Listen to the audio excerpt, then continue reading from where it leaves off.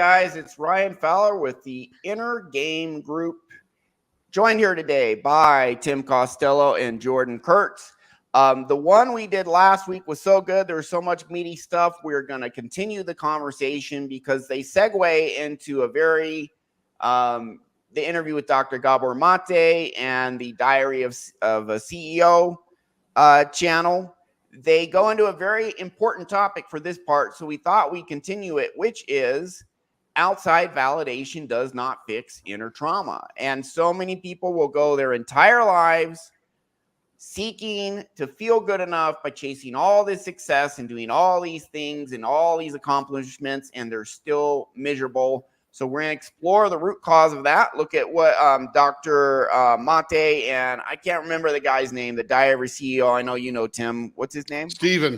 Steve. Yeah. So Steven. So going to be a good show today. Welcome to the show, Melanie Hebert, already commenting. So hello as well, bonjour. And before we dive in, Tim and Jordan, introduce yourselves. Welcome to the show as well. I'm Tim, and you can reach me at tim@tchypno.com. And what we're going to talk about today, continuation of last week, because so many people wanted us to continue, was the benefit of understanding how your brain works and how to get it fixed so that it benefits you the most. Nobody ever buys a feature. They all buy benefits. So let's talk about the benefit of living a great life. Go ahead, Jordan. All right. Thanks, Tim. I'm Jordan Kurtz with Jordan Kurtz Hypnosis. I like these two. I'm a hypnotherapist. I help people find their limiting beliefs and unlock their full potential. All right. And so we're going to watch just below. We got to about the 12-minute mark last time. We're going to start just a little before that today to pick up on this. Really good conversation. Dr. Gabor Mate, he's a world-class, world-famous doctor about psychological trauma, among other things. But that's really the bulk of what he's talking about. And along with Stephen, is they're talking about what is in your core, what is in your subconscious that causes people to struggle. And guess what? That is what we work on all day, every day with clients. Tim and Jordan, both certified hypnotists. We have a special process. Also, Denise D, welcome to the show.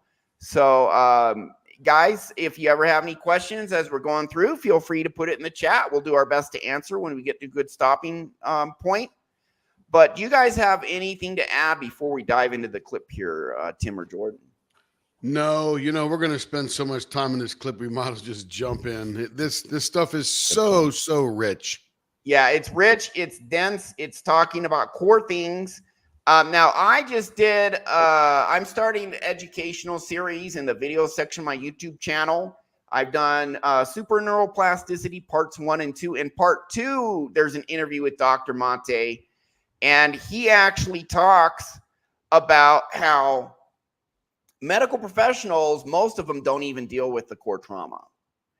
And so, but that's what we do. And they're going to go into that today. And we're really looking at the root cause of why so many people try so hard to accomplish so much, and yet they're still miserable. We're going to find out today. In fact, the CEO guy here, a multi-millionaire, very successful, and he has over 5 million subs on his YouTube channel. By now, he has some of this, so they're going to discuss, and it's very interesting. So let's go ahead and share this and dive in. All right, here we go. Like me, especially the first one. Yeah.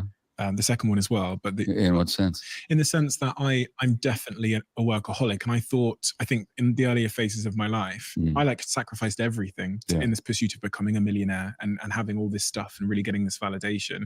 Sacrificed meaningful connections, everything in the pursuit of this one thing. Well, part of the toxicity of the culture that I talk about in this book is that it actually rewards that kind of emptiness or that desperate seeking to fill that emptiness, because you get rewarded. You make a lot of money. A lot of people admire you. You get to feel good about yourself, mind you. my guess is that good feeling is only temporary. At least if my example is any guide, that feeling good because somebody from the outside values you is only a temporary salve for the wound that's inside. But the world actually rewards it.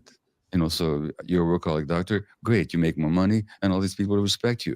Meanwhile, you're hollowing yourself from the inside, and you're not available for your family. And you know what? Some people use drugs and alcohol to get the same effect this guy gets from outside validation and working hard. Just so you know, they're covering up internal pain. We'll keep going, unless you guys have something. No, keep going. I'll comment in a minute.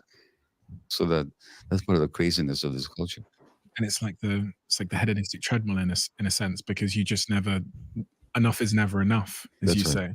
Yeah. So your last achievement needs to be surpassed by a greater achievement for me to get. Or more alcohol or more drugs to keep numbing out the pain, because it's only a temporary effect. An applaud or a clap. I've never really made the connection that the reason why I'm a workaholic is because I am trying to prove to the world that I'm enough. But I think that is entirely true. Yeah. Oh, snap. Yep. So it's like, yeah, go ahead. Yeah, let's. He's like, oh, damn, it's true. That's why I'm working so hard, because I feel not good enough. So an interesting thing is that nobody ever goes to a psychiatrist or a psychologist because they work too much. They will go to a psychologist or a psychiatrist because I'm anxious, or I am procrastinating, or I am feeling sick to my stomach, or I am depressed, or I have an addiction that I need to sort of overcome. Yeah. Nobody would really equate with overworking with an addiction. But essentially, every single one of these activities is generated because we don't feel as though we're good enough or we belong or whatever. And Stephen even said, I'm trying to prove to the world that I'm worth it. So he's telling you right there that he doesn't feel good enough deep down to his core. And we have many examples that we've mentioned before. And he said this one thing, he says, enough is never enough.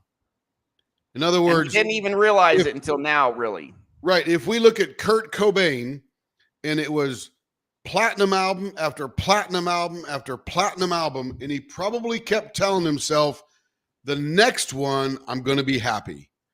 The next one, I'm going to be fulfilled. The next one will be enough. But it is never enough. So Kurt Cobain was an overholic and a drug addict.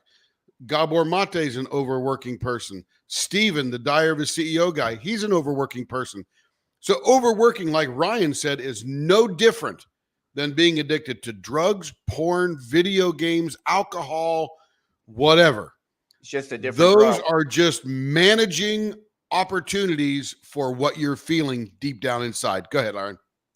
Yeah. So why is it never enough? Why do you think, Tim? I'll weigh in if you want to go first. It's up to you. So why it's never enough, or enough is never enough, is that because of the trauma, or the toxic shame that you experienced as a child, which could have been neglect, it could have been abuse, it could have been covert abuse, quiet abuse. I mean, all different kind of things sexual are going abuse, on in the variability of a childhood. Whatever. Yeah, violence, but whatever. If that happens and you develop this subconscious routine in your brain that becomes a trauma, then it always is running. It's the software of your life. You're not good enough. You're not good enough. And you look for things that calm that pain. Because it's the most painful emotion we have. That's correct. Whatever it is, we look to overcome and quiet that pain.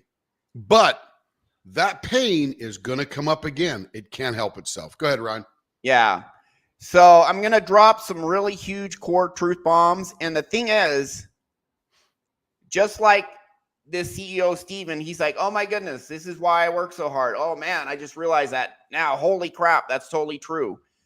People don't understand that toxic shame, feeling not good enough based on beliefs you form in your childhood that get crystallized in your subconscious until they're changed with very intentional techniques that most psychologists don't even know, by the way, that we do.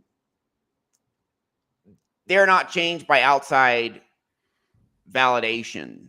And people don't even realize, people who are codependent, who are addicts, etc., they don't even realize that all these maladies at the core is subconscious trauma from childhood, where you form these painful beliefs based on what happens to you and how you interpret things as a child. Watch my, on the video section, YouTube channel, Super Neuroplasticity Part 2. Dr. Gabor Mate talks about this exact thing. I go through it, and we've seen it hundreds of times because we helped hundreds of people. Toxic shame is at the root of, not all, but the majority of trauma, and it is at the root of majority of maladaptive behaviors. John Bradshaw, I believe that's his name. He wrote the book Healing the Shame That Binds You. He was an alcoholic who recovered and became a psychologist. And he, back in 88, maybe 86, but I think it was 88, wrote the book Healing the Shame That Binds You, and correctly identified at the core of all addiction is toxic shame. There's another best-selling book, Dr. Robert Glover. Hey, Ryan, stop right there real quick. So what you just said, that the core of all addiction is toxic shame. It's also the core of codependency. Hang on, but that means what we're learning here is that of all the things in the world that people will say is addictive, substance stuff is not addictive. OxyContin is not addictive.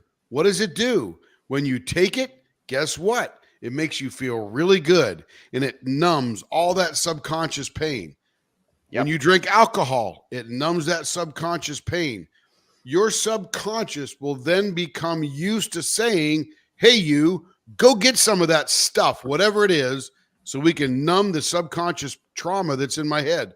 Because our brain tries to do anything it can to numb out that pain. Absolutely. Case in point, Terry Crews. We all see him on America's Got Talent. We look to him for a tremendous football player that he was. And guess what? Actor. Guess what? He had a tremendous porn addiction, where when he would get a day off, when he had nothing to do, he would literally spend all day consuming porn and get to the end of the day going, wow, where did my day go? I just spent it, doing porn. So he felt, his wife felt damaged, his wife felt cheated on, so on and so forth. There was no numbing that. So here was an overworking, very successful, talented guy who sat around all one Saturday and just consumed porn. Your subconscious will tell you what to do. Yeah, your subconscious will tell you what to do. Yeah, so the original question was, why is this outside validation never enough? And so for Steven here, he's a workaholic because he works super hard, temporarily helps him feel better, and then he goes back to feeling crappy, so he needs to work more. He needs more money, more accolades, Marilyn Monroe, one of the most beautiful women in the world, millions and millions of dollars, all of these movies, everyone loved her. She thought no one loved her, and self-deleted.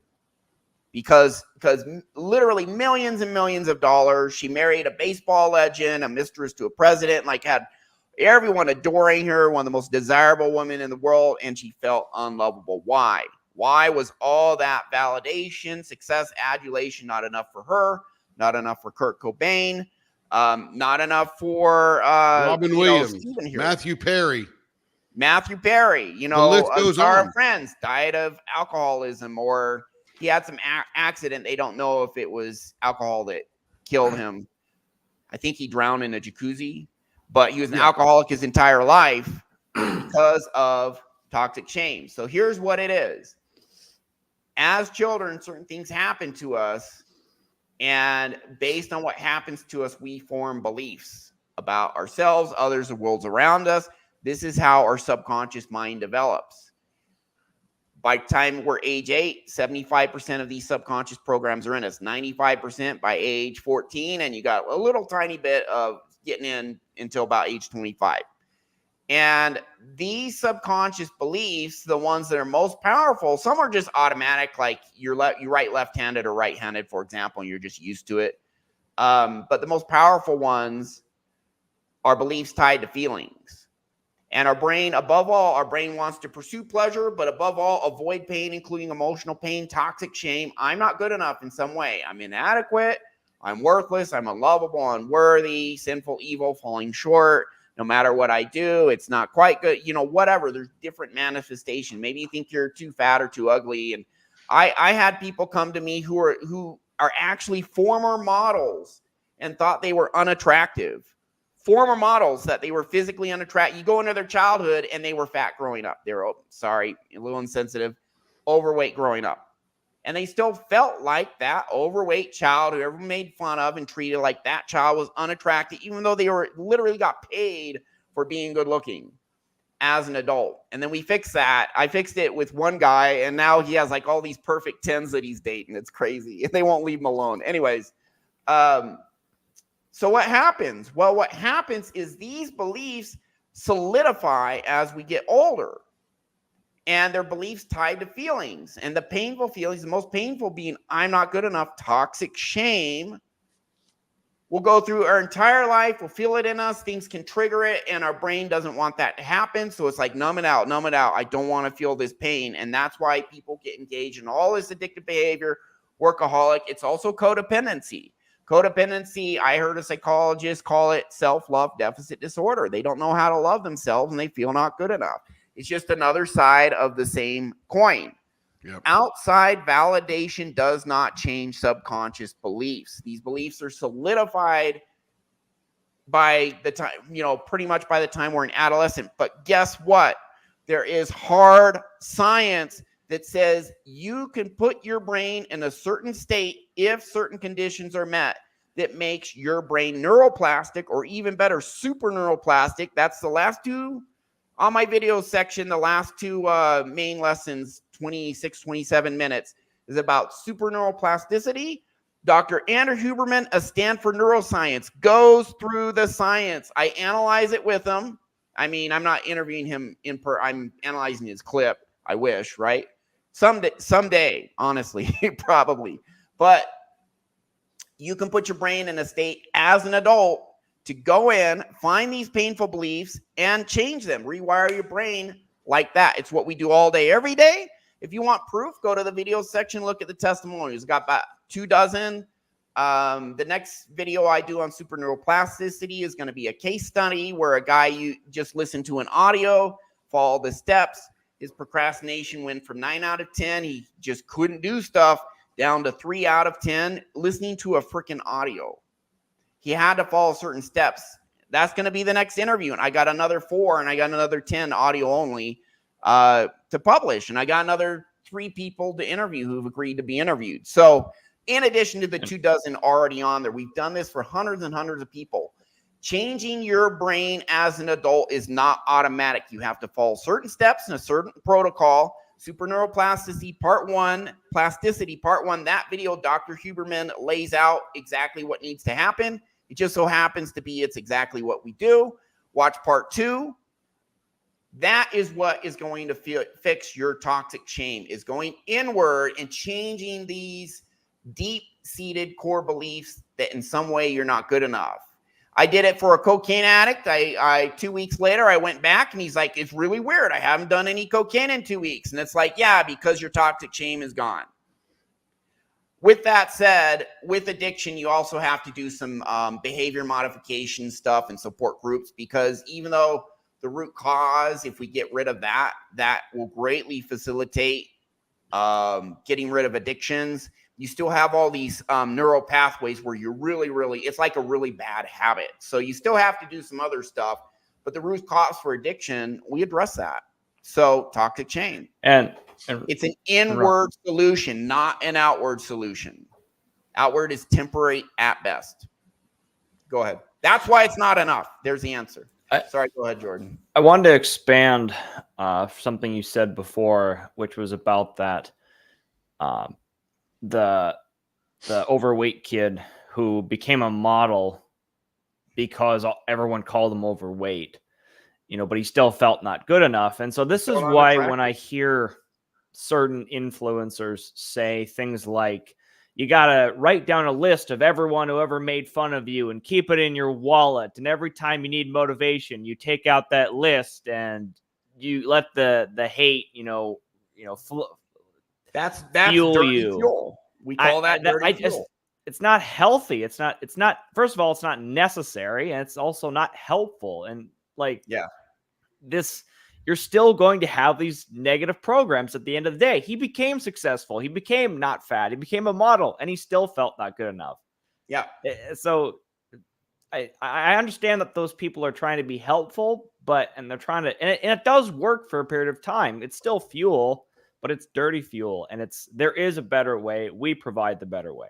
Yeah, Marilyn Monroe, Kurt Cobain, perfect example, extreme examples of this dirty fuel. It fueled them to great success. Same thing with Robin Williams.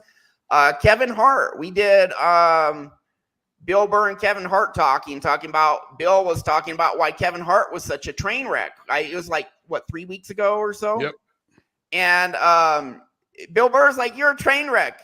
And you can't stop working. Well, why can't he stop working? Because he feels not good enough, and working is a temporary patch to make him feel good enough. But it's a temporary solution, and it's a bottomless pit, and he has to keep doing stuff. Just like Steven said here, I sacrificed everything else to get success. He sacrifices good relationships, good friendships, all sorts of things, all for this one thing, just so he'll feel good enough. Well, you could just go inward, fix that belief using super neuroplasticity, and that's a permanent solution. He could just do that, but he sacrifices everything else. That's how important it is for him to avoid feeling that pain of being inadequate. So I want to comment on what Jordan said. Yeah, go ahead. That list that people recommend you pull out, that is what we call harbored rage, resentment, or anger. Those people made an impression upon you, and you resent them. You're angry at them for making fun of you, or you're raging against them to motivate yourself forward. Like Ryan said, that's negative fuel. Like Jordan said, that's negative at the end of the day. You don't want that in your life. So the very first thing we have to do through our program is simply remove all that rage, resentment, or anger. Once that's gone, the brain is even in a better state now to super change what really is the problem. And there are very successful people who don't have toxic shame. There's not very many, because there's just not very many emotionally healthy people. But Arnold Schwarzenegger is actually motivated to, when I've shown this on my show, where Arnold's like, he was asked back in the 70s after he won like Mr. Universe 5 or 6 times and Mr. Olympia as well several times, why do you do this? And he's like, it's just so great. I love being big. I love being strong. I love posing out in front of everybody. I'm following my dream. It's a dream I've always had.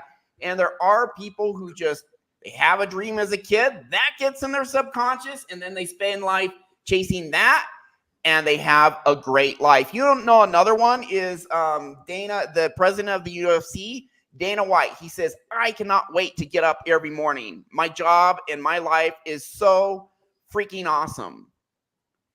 As opposed to Robin Williams, who was depressed his entire life and ended up self-deleting in the end. Watch the HBO Max show documentary, Come Inside My Mind, about Robin Williams. Talks about his childhood trauma. But there are people who are happy. Snoop Dogg, I don't know if he has any toxic shame, but he does a lot of positive stuff to motivate him forward. So it is possible to be motivated to great success in a good way. Most are not. Alex Hormozi has toxic shame. We analyzed that. We showed a clip of Alex Hormozi, and he's like, there's 3 traits all super successful people have, and the second one is crippling insecurity. And then he pauses. He goes, that really hits me. Oh, my goodness. And you just see a visceral effect come over him. And but yeah, he was worth 100 million by age 30 or 29 or whatever, but he has crippling insecurity. So he has to take steroids and be incredibly buff, and work 100 hours a week, 90 hours a week to stave that off, as opposed to Dana White, who just can't wait to get up every morning and just loves his life so much. Which life would you rather have if you had to choose? Successful and happy, or successful and crippling insecurity, feeling not good enough?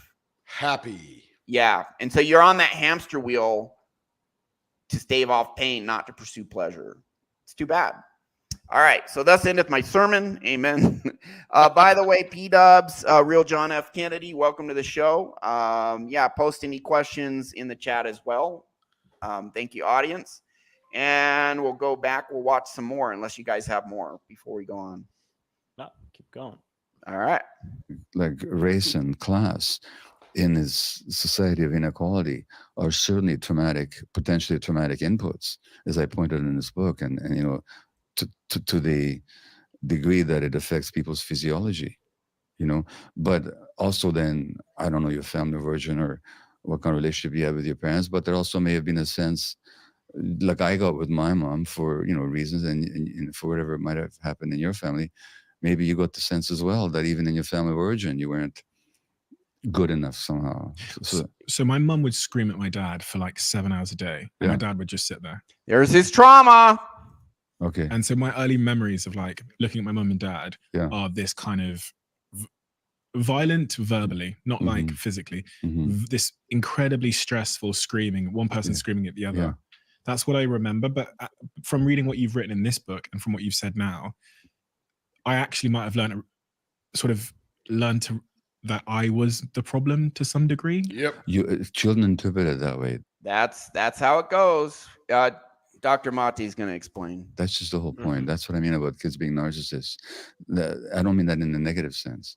I just actually, the technically accurate term is solipsis. It's solipsism, not narcissism. But hey, close enough. This guy's a rock star. I mean, actually, they think it's all about them. So if your mother is unhappy, it's your fault, you know, and you're not good enough. So then you have to go out there and work to prove to the world and to yourself that you're good enough. So that, going back to your first question about how these things show up in our lives, that's how they show up. Why do children blame number one themselves? toxic shame? You're not good enough. Exactly. And as the science and knowledge base progresses, people scientists just are more and more and more realizing how truly debilitating toxic shame and subconscious trauma is. That is the number one, is toxic shame. There's other ones, the trapped anger, feeling unsafe. Those can be extremely debilitating and maladaptive as well.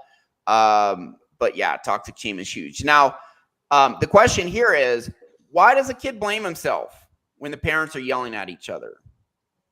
Any comments? Well, number one, kids, and he uses the term narcissistic, and you use the term solipsistic. I would more use the term egocentric. Yeah, that's good call. You think everybody's thinking like you, right? You don't know any different yet. So you think it's your fault that your mom and dad are yelling because it may concern you somehow. That's how self-centered a child is. Yeah, the children do think it's kind of all about them in a way. Yeah. Yep.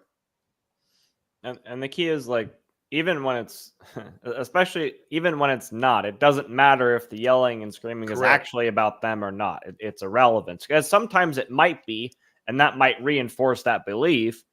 But even if it's not, it matters that they interpret it that way.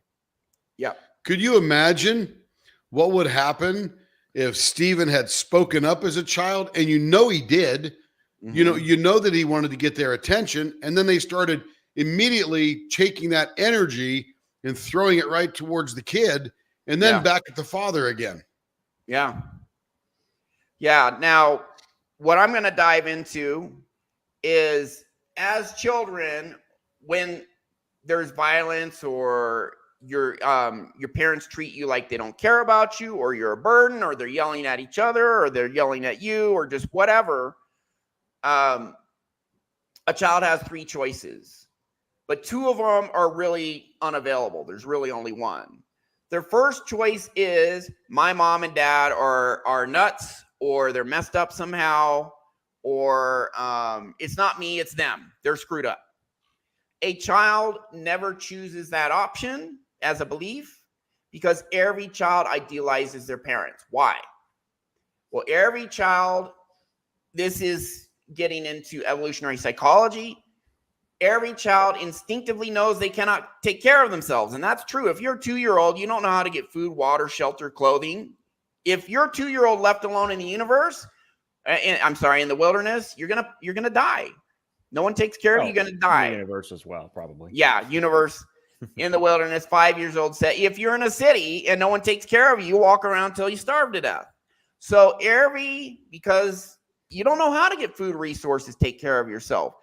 Every child knows they need their mom and dad to take care of them. And if their mom and dad are not wise, powerful, strong, their mom and dad may not be capable of taking care of them, meaning the child could die. So every child chooses to idealize their mom and dad, saying, my mom and dad are wise, powerful, benevolent, strong, which means they can take care of me. Great, I feel good now, I feel safe. The alternative is terrified of dying. So every child chooses to idealize their parents for that reason. This is well established in, scientific psychology research and literature, by the way. Second choice is my mom and dad, they cannot place blame on their parents for what their parents do, because their parents must be ideal to be able to take care of them so they can survive. Second choice is, well, I'm just powerless. Maybe they're not at fault. Maybe it's something else, but there's nothing I can do about this to fix this situation. Also, that is terrifying. If a child is in a situation where they are helpless to resolve the violence in the home or whatever else is going on, that is absolutely terrifying. They're terrified, kids not knowing any better, that, geez, what if my parents divorce? There goes half of what I need to survive, half the support I need. So, or they kill each other or just whatever. As a kid, you don't know any better. You just see this really scary stuff going on to you as a child. And so a child cannot face that I'm powerless, there's nothing I can do, and therefore I might die. There's a third choice. There must be something I can do to fix this situation. My parents are ignoring me. That means they might abandon me and then I'm going to die because I can't take care of myself. Or they're treating me like I'm not good enough, so they might abandon me. They treat me like, I'm bad or evil or whatever. There must be something I can do to win their love, approval, to get them to stop fighting, whatever. So a child chooses to believe that they have some sort of power to change the situation. And then a child will do everything they can do. Sometimes a child causes problems to get mom and dad to stop fighting and focus on the child who created the problem. They're like, cool, mom and dad aren't fighting now. They're now focused on me. Okay, good. Or just whatever. We'll do whatever to make mom and dad happy, or we'll walk on eggshells, trying not to say the wrong thing to piss them off if they have a hot temper. But what we don't realize, that here's reality. It's them. It's not the child. That's reality. We cannot face that reality. We choose to think there's something we can do to fix it. It doesn't get fixed because the parents are going to do what the parents are going to do. And after a while, the child says, well, I had the power to change this, but it didn't change, so it is my fault, and therefore I'm not good enough. That's the inception of toxic shame, and people are haunted their entire life. So that's what Stephen here is talking about. This is what's going on at a very primal instinct level that leads him to blame. I felt it was somehow my fault that my parents were fighting. Another video. That's a hard science. Go ahead. In another video, Gabor Mate talks about what people need to survive psychologically. And the number one thing is attachment. Yeah. Right? They've got to attach themselves to some tribe, usually their family. They need to feel safe to attach. And he said without that attachment, they'll spend the rest of their life trying to attach, which is a lot of toxic shame and stuff. Take Robin Williams, for example. He was neglected, ignored, segmented away from his brother, his step brothers and sister. And the only time that he ever saw that he could recall his father happy and attaching to Robin was when they were watching the Johnny Carson show and comedians came on. So Robin Williams then, in his infant mind, says, I'm going to become the funny guy because that's what my dad likes. My dad loves and then I will be able to be fulfilled and achieved, and I'll be attached to my dad and have a relationship with my dad. All those hopeful things were cooking in his brain as he developed his comedic routine. And he became one of the greatest comedians in the world. His father still never liked him. His father died. Robin left the world empty, sadly, for one of the funniest guys ever. And I don't know if you've seen Mrs. Doubtfire, but if you haven't seen Mrs. Doubtfire, that's him at his peak. Incredible. Yeah. Just absolutely massively talented human being. It's tragic. It's too bad. It is. So that's HBO Max. That's HBO's online service. I guess it's just called Max now. There's a documentary around. Yeah, it's just called Max. My mind. It goes through all of that about Robin Williams' life. It's a fantastic watch, especially if you understand how our subconscious mind develops. And once you kind of, take this particular type of red pill, it's kind of like you can't unsee things. You then see so many people who are so freaking traumatized, and you realize that about 90% of the human race, if not more, has at least some trauma. Yep. Probably more. Some sort of trauma that's messing them up in some way, and it can be fixed. And that's why we have this show. Because I used to have very severe manic depression. It was more depression than manias. I had CPTSD. I had general anxiety disorder. I have trapped rage, anger, bitterness, and I fixed it all, and it's gone. It's just gone. And it was replaced with unconditional self-love, self-belief, and gratitude and happiness. And it doesn't mean I go through my life like, oh, fairies and unicorns. No. But I'm on a purpose. I'm on a mission. And I do love myself and believe my ability and value. And in order to get to this place, I had to go in and rewire my subconscious. And then I started doing it for others. And I'll see 1, 2, 3 sessions, people completely changing their lives, going from they can't hold down a job to literally making 6 figures within 2 or 3 years. I've had multiple clients that's happened for. Brent Caldwell's a very good example. Jordan, we did a session for you, did a session for your wife, Tim. She couldn't start a business. Now her business is taking off, and you're overworked doing all the filling all the work orders for her. Jordan, there's an interview with you. We're just changing lives left and right. This is just going to get bigger and bigger and bigger because this is something whose time has come. What's that? Yeah, let's differentiate with removing trauma and getting a good path in life does not mean there's not challenges ahead. But, there's always the challenges now you no longer see as insurmountable, just something to get through and handle. Yeah, and we're still human beings. We're still going to have emotions. When I was in Costa Rica last year, I couldn't bring my dog with me. There was some last-minute paperwork didn't get filled out correctly. I was pretty bummed out. I couldn't bring my dog with me. I'm back in Mexico City. She's here now. It's great. But just because your internal world's healthy doesn't mean you'll never be sad or, a loved one dies or you have. That's correct. But you have a resilience and your base state is pretty good. And you bounce back quicker and you lose your fear of failure. So you just go for it as long as it's calculated good risk. We don't want to do foolish risk with no benefit. And you just live a much better life overall.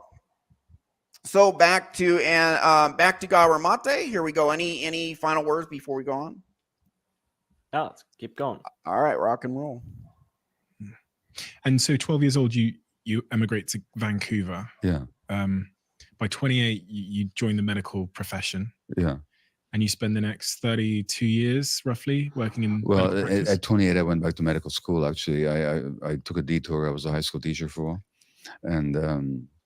And then I was 27, 28 when I started medical school. At age 33, I think I began my medical career of 32 years.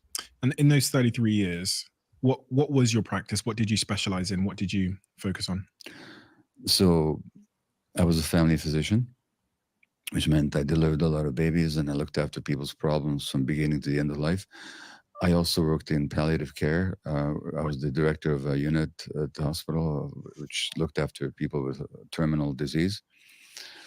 And that was 22 years or so of my practice, 22 years. And then I switched gears altogether, and I went to work in the downtown east side of Vancouver, British Columbia, which is North America's most concentrated area of drug use. We have more people coming from anywhere in the world are shocked by what they see there. Thousands of people in the streets injecting, selling, using, inhaling, ingesting drugs of all kinds, and people are suffer the consequences of drug use in a society that doesn't understand drug use, so it punishes it and excludes it, ostracizes it. So people get HIV from dirty needles and hepatitis C. So this is the population. Often they're homeless. So that's the population I worked with for 12 years till the end of my medical work. That experience working with patients that were in palliative care. Yeah. So that's, for anybody that doesn't know, that's patients that are approaching the end of their life, Yeah. that have terminal illnesses and that are aware that they're going to die. What did that experience teach you? It took an acceptance of one's lack of omnipotence as a physician, because you go into you want to cure people, you want people to heal, and now it takes a tremendous acceptance to say, we've reached the limit of our knowledge, and that doesn't mean we can't help people, but we certainly can't cure them. And so it taught me how to be with the inevitable. And when you're working with people who are in the process of dying, but I mean, by the way, who isn't in the process of dying, but people whose time is more limited than the rest of us. Acceptance, you learn a lot of acceptance. It challenges you to do your best when you know your best isn't going to be saving anybody's lives, but it's to help people live a life of as little suffering as possible and as much dignity as possible. So it really challenges the best parts of you to show up. Patience, acceptance, intuition. Personally, it taught me a lot to listen to people. Interesting enough, people really want to be heard when they're dying. They want to make sense of their lives. They want to tell their stories, then I want their stories to be heard. And so I listened a lot. I just sat by the bedside and I listened. All that. When you listened, did you hear any themes relating to regret or things that actually mattered? Because I always imagine if I was given such news that my life was coming to an end and there was an approximate date, it would be quite a powerful way of finally realizing what truly matters and what never did. People react to their impending death in different ways. So there were some people who just fought it to the end. They didn't really want to accept it. But most people were more along the lines that you described, where they really get to see what's important. And so I mentioned this a number of times. It sounds strange, and I don't recommend it. But I've had patients say to me, "Doctor, I don't know how to tell you this, and I can't even explain it perhaps, but this illness that's going to take my life is the best thing that ever happened to me." And what they meant a couple of things by it. They meant what you just said about finding out what's really important in life. In this book, The Myth of Normal, I interview a young man called Will Pye, who wrote a book called Blessed with a Brain Tumor. What kind of blessing is that? So I asked Will, what's the blessing? And he said, it made me appreciate every moment. It made them get off the workaholic hamster wheel, right? We'll keep going. It meant every time I talked to somebody, I knew this might be the last conversation I'm going to have with them. So it better be a human, genuine interaction. So there was that aspect of it. The other aspect of it was that, again, my view is, as I pointed in this book and in previous works, who gets sick and who doesn't isn't exactly accidental. This is good. Certainly personality patterns based on traumatic experiences in childhood that make disease more likely. And people very often realize that throughout their lives, they had abandoned who they were. They lived a life that wasn't meaningful for them. And around death, they reconnected with themselves in an authentic way. And that seemed to be worth a lot to people. Again, I don't recommend that way of going to reconnect with yourself. We recommend another way of connecting with yourself. So here's what's interesting, what he said. He talks about the likelihood of their personality, which stems from their subconscious, and childhood trauma too. Their lifestyle, which stems from their subconscious, and the disease running through their body is likely caused by the trauma they experienced early on in life. Bessel van de Kolk, another book that we recommend, talks about body keeps the body keeps the score. And the trauma that you experience and you wire into your head, which you can't help, by the way, is stored in your body the rest of your life. And I've often thought, does this cause cancer? Does this cause disease? Does this cause whatever? And likely there is some link that it may not directly cause it, but it causes a bunch of things that you're going to partake in that now cause that disease directly. Yeah. Tim, if you remember, about a year ago, we did a show where there was this head of this, I guess, this medical department, maybe a university, but they did a large study, and I think there was 11 types of trauma they cataloged. They found out 1 in 9 people, I believe, had more than half of these severe traumas. They can include like a parent being in jail, being molested, being physically abused, a drug addict parent. So they had these different categories. They found out is somewhere around 10-11% of people had at least half of these. And those people had a life expectancy 20 years shorter than normal because of childhood trauma. I mean, that's essentially the ACEs quiz. Yeah. They get cancer, they have heart attacks, morbid obesity, just whatever. These comorbidities come up because this trauma stresses out your physiology, and after a while your body just can't take it and just gives up. Yes. But the trauma can be fixed, it can be healed. Subconscious trauma is a painful belief learned in childhood based on how you interpret things that happen and that you observe as a child, and it's tied to painful feelings. That can be resolved with super neuroplasticity. And if you watch the videos, there is hard research, hard data, hard science showing exactly how to do this. The problem is the practitioners in the mental health field, some of the powers that be actively suppress this stuff. Dr. Huberman talked about how he couldn't even mention psychedelics until the last few years, because otherwise he would be fired as a professor. Yeah. You can watch there's a show on Netflix called How to Change Your Mind about psychedelics. And as you know, hypnosis, the medical profession craps all over that, except for like the world-class guys that are in the know, like Dr. David Spiegel, psychiatrist, chair of a couple boards at Stanford, huge hypnosis fan, because the actual research shows it works.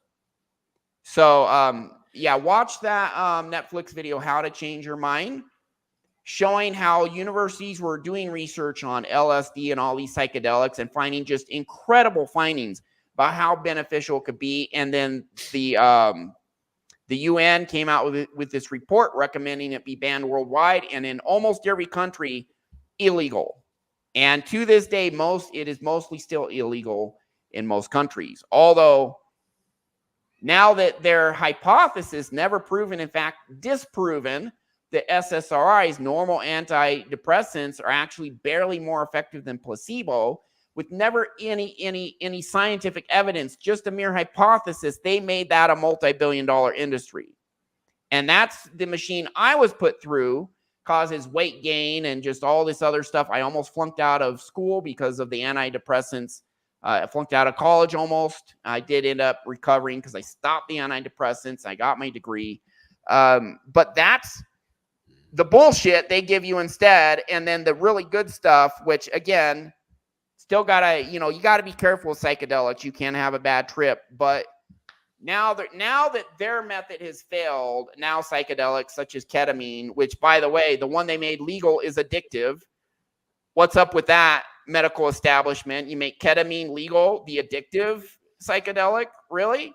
These guys at the top are freaking corrupt scumbags. They're pieces of shit. They really are. And that's why we have a show, because we're actually showing the truth, because the mainstream practitioners, many of them are corrupt. We've shown shows where the journalist was interviewed with Joe Rogan saying that you're at, many psychologists look at their patients as an annuity, as an income stream. Don't cure them, keep them coming back. It's freaking disgusting because this can be cured, and the science does show that what we're talking about is real and can work, and we got the proof too. So to help, but love guys such as Dr. Gabor Mate. There are good medical practitioners and mental health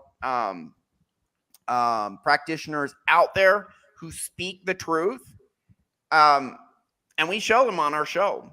The data is out there. This stuff is real. You can fix this. You don't need to put up with this other corrupt bullshit that they try and shove down your throat. Shame on them.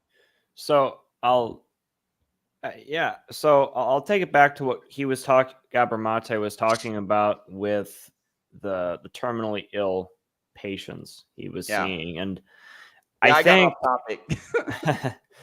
it's all good. So I think what's interesting is when they get that terminally ill diagnosis, he says they go either one of two ways. He says they either fight it till the end or they accept it and they experience, he says, almost a sense of freedom. Like they don't have to hide from themselves anymore. They're like, okay. And I think that one of the reasons for that is there's a subconscious identity shift where they're like, I've been carrying all this anger and shame and all the stuff for so long, but I don't want to carry it anymore because I know I'm dying and it no longer serves me at all.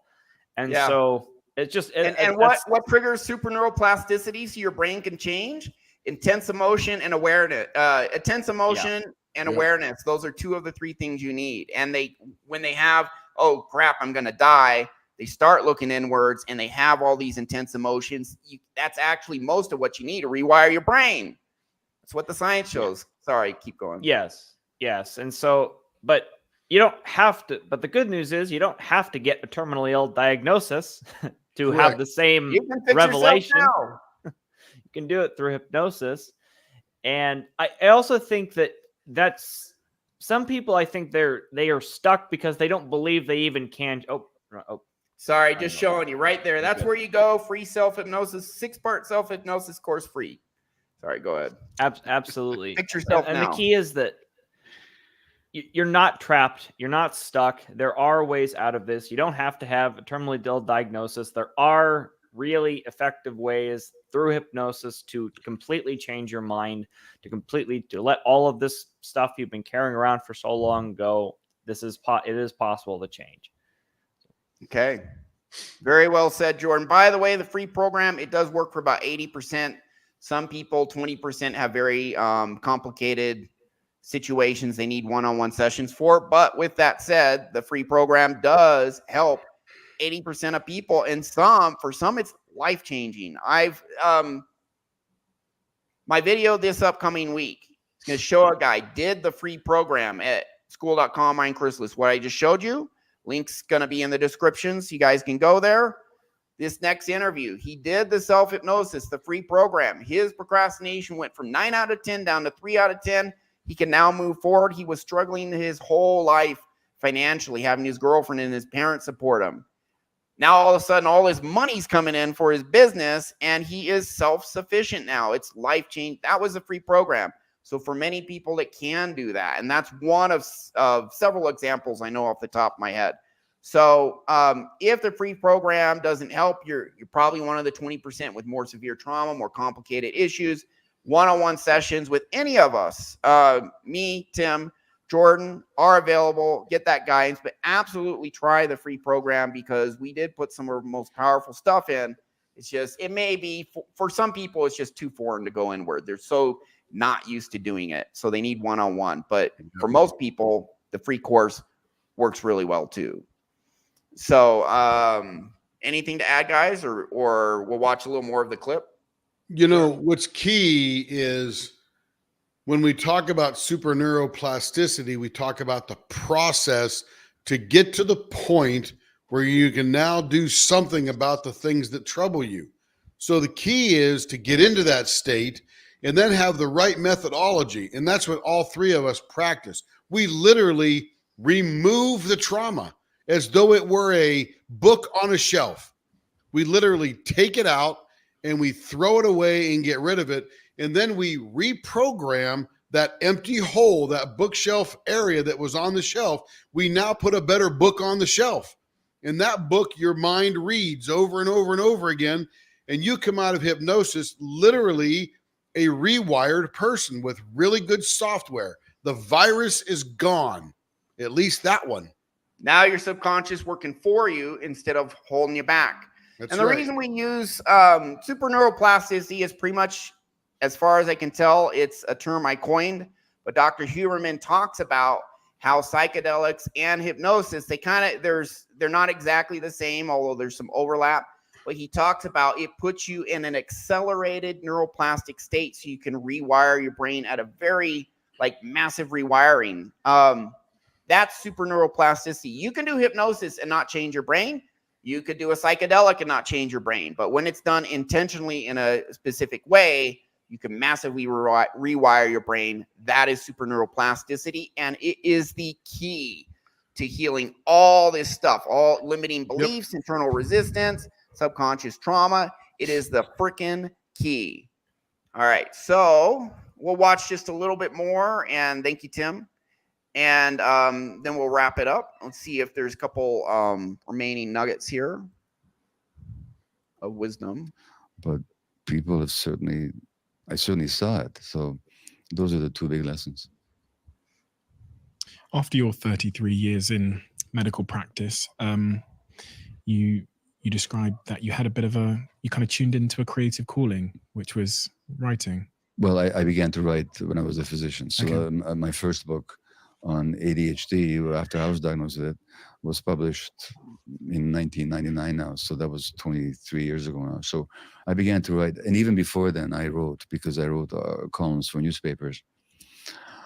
But yes, there was a time in my life where the writing impulse, which had been with me all my life, was stifled and stymied. And so was I, because I had this frustration. In fact, I had the sense that there's something I needed to express, but I didn't know what and I didn't know how. And at some point I realized, oh yeah, I need to write. So that began before I finished medical practice, but it certainly has been essential to my ongoing unfolding as a human being.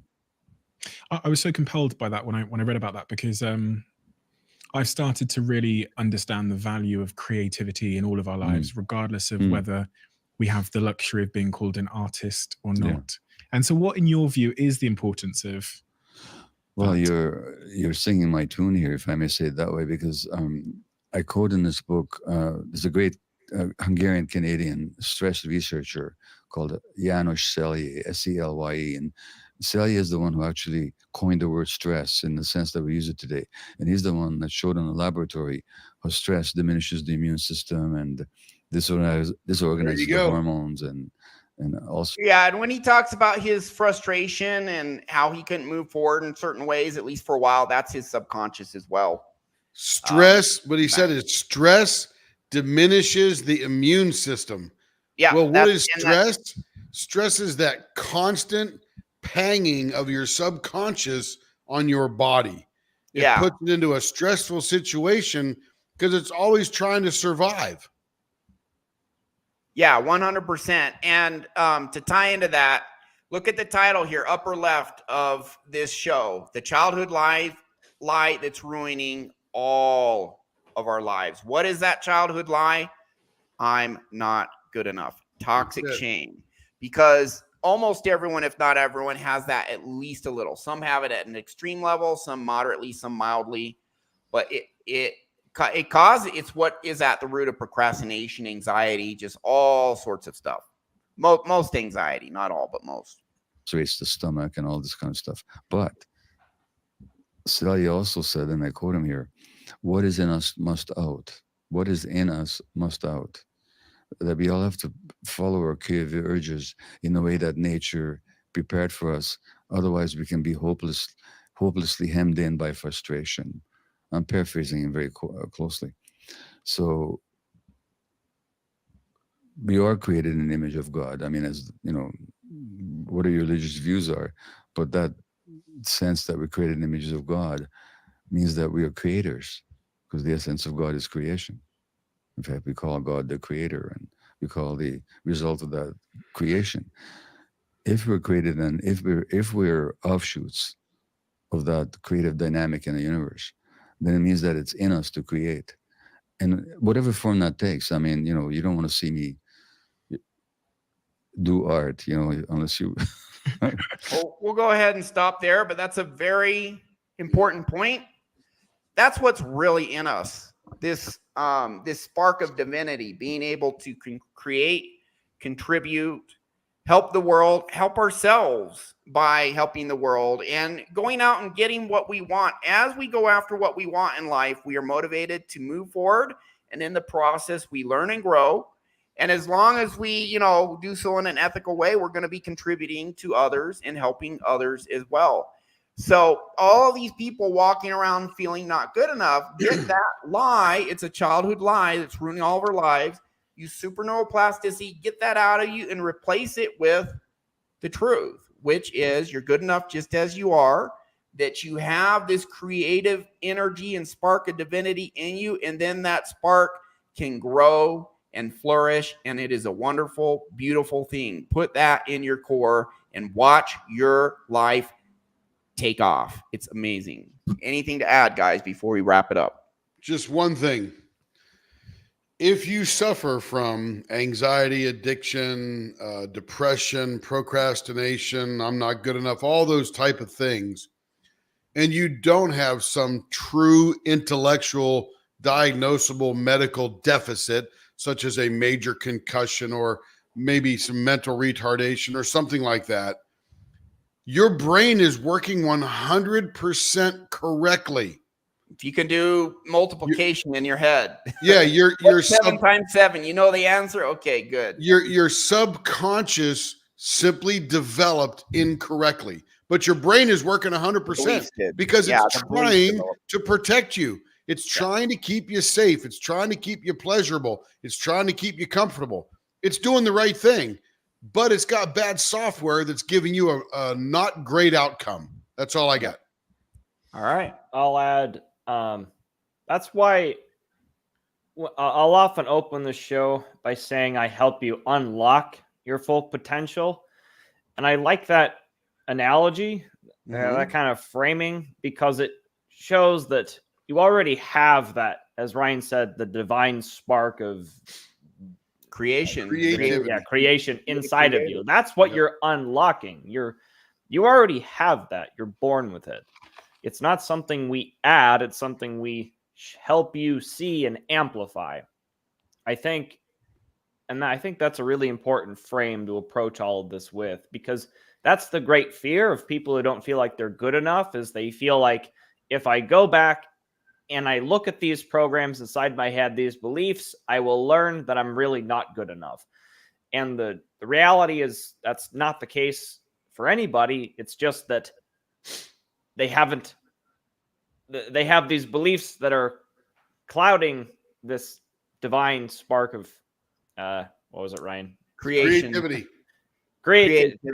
or spark, or whatever you want to call it, that's just been locked away. We help you unlock that, reveal it, and then amplify it. It's always been there. Some of us just don't see it because of lies that cover it up. We get rid of the lies that are trapped down in your core so you can see the truth of who you are. Replace those lies with unconditional self-love, belief in your ability and value. Guess what? The more we do anything, the better we get. We just keep going until we get enough knowledge and skill to get what we want. And so I'm just adding to you, Jordan. I agree 100%. Tim as well. Thanks, guys. Great show. We actually don't even heal you. We just show you how to heal yourself. Again, we're not medical licensed professionals. We're not going to say, treat your bipolar type 2 depression or schizophrenia or anything like that. We show you how to unconditionally love yourself and believe in your intrinsic massive ability and value. If you just keep going, you have the power to develop any skill that you want, you're going to get better at it. And that's one of the great things about being a human, and then go after what you want and create and flourish. You have the power to do that. We're just showing you what's been there all along. You truly do have more power than you know. That is our show. Thank you.